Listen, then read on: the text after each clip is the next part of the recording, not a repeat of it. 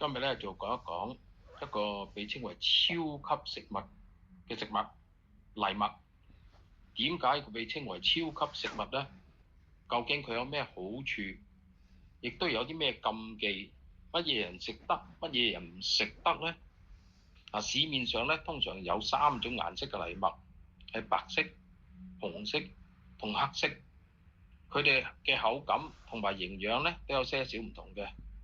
白藜麥咧，佢係比較溫和口感，係比較柔軟嘅。紅藜麥咧個花青素咧就比較高，同埋有啲咬勁嘅。黑藜麥咧就營養密度最高，但係有少少泥味咁樣。我自己咧就比較喜歡咧將3種顏色嘅藜麥咧撈埋一齊食。我咁樣咧就覺得咧個口感、個質感同埋營養咧會更加好。市面上咧亦都有啲混合好嘅3色藜麥賣嘅，係好方便嘅。咁我哋再講講3色藜麥有4大嘅健康好處。第一，佢可以穩糖減脂，高抗性澱粉。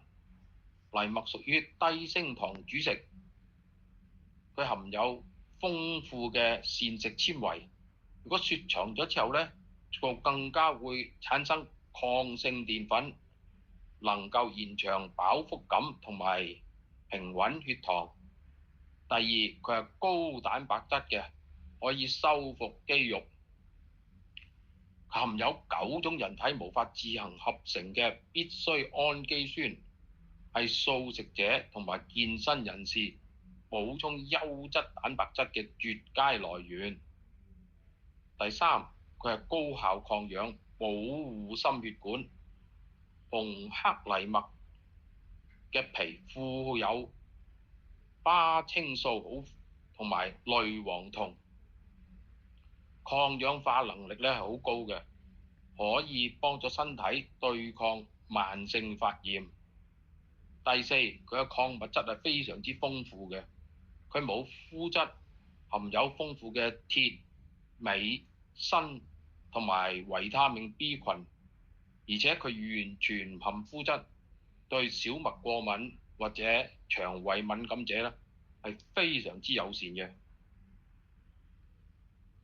咁食用3色藜麥就有4大禁忌同埋要留意嘅。第一，消化力弱嘅需要適量少食。黑紅藜麥嘅纖維咧外殼非常之硬，腸胃功能唔好啊，成日胃氣脹啊，或者有胃潰瘍嗰啲咧，過量食用好容易引起消化不良。第二，腎臟疾病嘅唔可以食得太多。藜麥嘅鉀、磷含量比較高，慢性腎臟病或者腎功能不全嘅，如果攝取咗過多咧，會增加呢個腎臟代謝嘅負擔。第三，痛風急性期應該避免食用。